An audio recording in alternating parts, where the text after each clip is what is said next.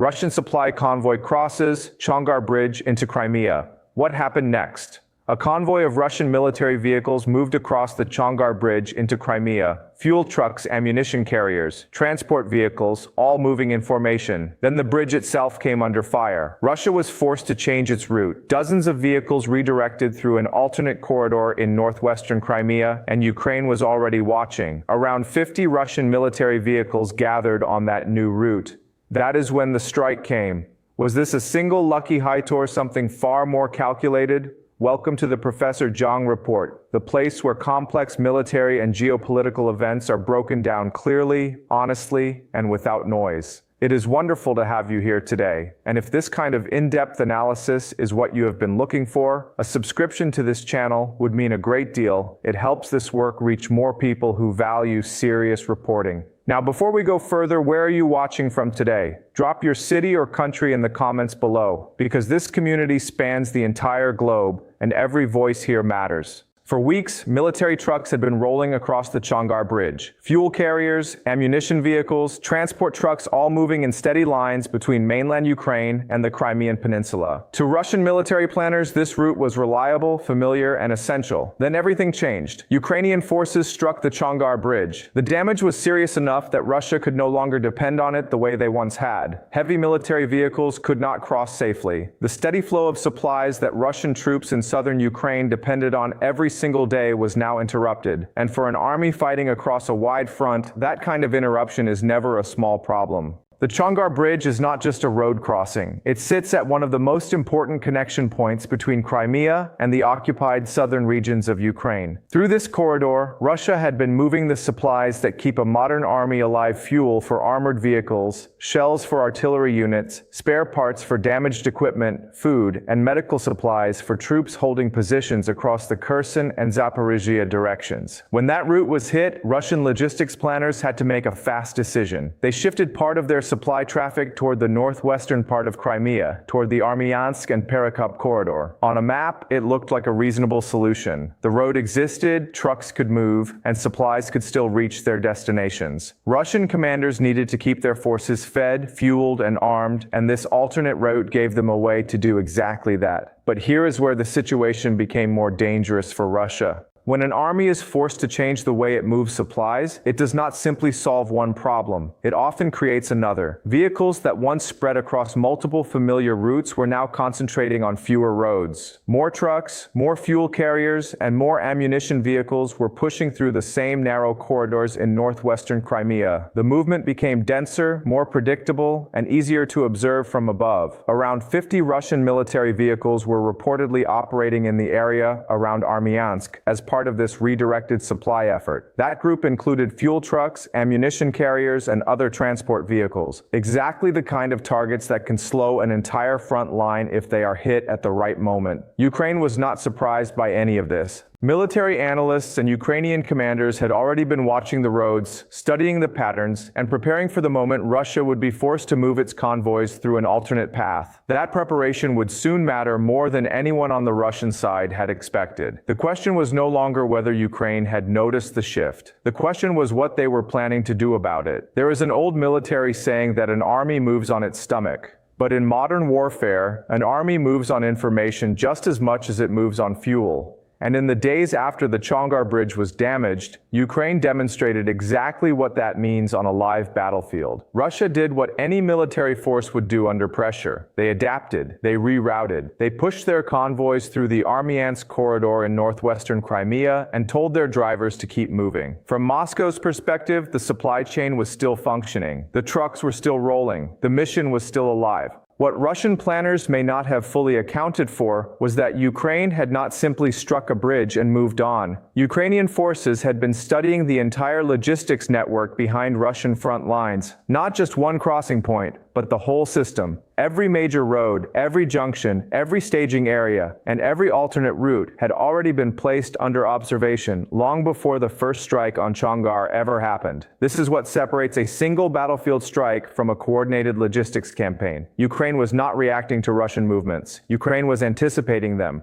Reconnaissance drones flew long patrol routes over the roads of northwestern Crimea. Electronic intelligence systems monitored communication patterns and signal activity that often increases when military convoys begin organizing for movement. Analysts compared drone footage with signals data and built a detailed picture of where Russian vehicles were gathering, which roads they were favoring, and how long they were spending at key waypoints before moving forward. When around 50 Russian military vehicles, including fuel trucks and ammunition carriers, began concentrating near Armyansk as part of the rerouted supply effort, Ukrainian surveillance systems had already been watching that corridor for days. The vehicles were identified, their movement patterns were tracked, and commanders were given the information they needed to make a strike decision. According to Ukrainian military accounts cited in open-source reporting, the strike on the Armyansk route targeted this concentration of Russian logistics vehicles directly. The reported group was not a random collection of trucks passing through. They represented a deliberate effort by Russia to keep its southern forces supplied after Chongar became unreliable. That made them high-value targets in the middle of an active supply operation. What makes this phase of the conflict particularly significant is the speed at which Ukraine moved from observation to action. In earlier stages of modern conflicts, the gap between detecting a target and striking it was often wide enough for convoys to escape. Vehicles would be spotted, reports would travel slowly up the chain of command, and by the time a decision was made, the target had already moved on.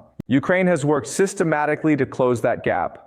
Drone operators, intelligence analysts, and strike units are now connected through faster communication systems that allow information to move from the observer to the decision maker in a much shorter window of time. That speed is not just a technical achievement, it is a strategic weapon. Russia still has roads. Russia still has drivers and trucks and fuel, but the alternate routes they depend on are no longer invisible. They are being watched, measured, and targeted with growing precision. When a fuel truck does not arrive on time, a tank cannot move. When ammunition runs short, an artillery unit goes quiet. When spare parts are delayed, damaged vehicles sit idle on the side of a road instead of returning to service. None of these problems make headlines on their own, but together they can quietly reshape the outcome of an entire military campaign. That is exactly the kind of pressure Ukraine is now applying to Russian forces across southern Ukraine and Crimea. The strike near Armyansk was not celebrated simply because vehicles were destroyed. Its deeper significance lies in what those vehicles represented.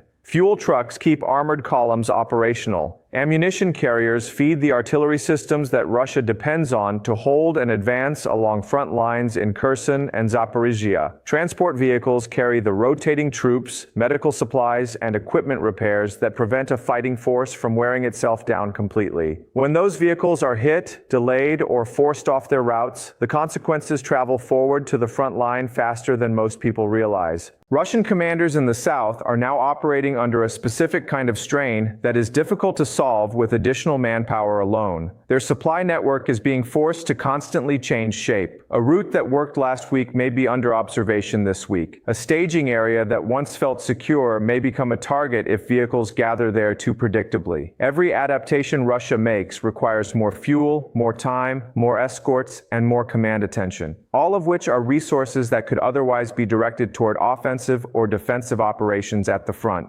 From a broader strategic perspective, military analysts who follow this conflict have noted that logistics disruption of this kind does not produce dramatic single moments. It produces gradual erosion. A force that is well supplied fights with confidence and flexibility. A force that is constantly worried about its next fuel delivery or ammunition shipment begins to fight more cautiously, hold positions more rigidly, and lose the operational freedom that commanders need to respond to unexpected developments on the battlefield. There are voices on different sides of this analysis worth considering honestly. Some military observers argue that Russia's logistics network, while clearly under pressure, remains large enough and flexible enough to absorb these strikes without suffering critical failure. Russia has repair teams, alternate crossings, and the organizational capacity of a large military force with years of experience managing complex supply chains under difficult conditions. Others point out that the cumulative effect is the point. Ukraine is not trying to destroy every Russian truck in a single day. The campaign appears designed to raise the cost of every movement, force constant rerouting, pull security and air defense resources away from the front, and gradually reduce the rhythm and reliability that Russian forces depend on to sustain their operations across a wide and demanding front line. Both perspectives carry weight. What is not in dispute is that the road network behind Russian lines in southern Ukraine is no longer a safe rear area. It has become part of the battlefield itself. And that shift in the character of the conflict carries consequences that will continue to develop long after the smoke clears near Armyansk and Chongar. Every conflict in history has been decided not only on the battlefield where soldiers face each other directly, but in the vast and often invisible system that keeps those soldiers fighting. Roads, bridges, fuel depots, ammunition stores, and supply convoys have determined the outcome of wars for centuries. What is happening right now in southern Ukraine and Crimea is a modern version of that same ancient truth playing out with drones, electronic intelligence, and precision strike systems. So here is a question worth sitting with for a moment. If Ukraine can consistently predict where Russian supplies will move next, and consistently strike those movements before they reach their destination, how long can Russian forces in the south maintain the tempo of operations they have been sustaining? That is not a question with a simple answer, but it is the right question to be asking as this situation continues to develop. There are several developments worth watching in the weeks and months ahead. Russia will almost certainly attempt to diversify its supply routes further, using smaller convoys, nighttime movement, and heavier security escorts to reduce the risk of future strikes. Ukrainian forces will need to demonstrate whether their surveillance and strike systems can adapt quickly enough to keep pace with those changes. The answer to that challenge will likely shape the battlefield in Kherson and Zaporizhia more than any single dramatic engagement. The Kerch Bridge, which connects Crimea directly to Russian territory, remains another critical reference point in this picture. It has been struck before and repaired. If pressure on the Chongar and Armyansk corridors intensifies, the Kerch Bridge becomes even more strategically loaded as a supply artery. Watchers of this conflict should pay close attention to any developments around that structure in the coming weeks.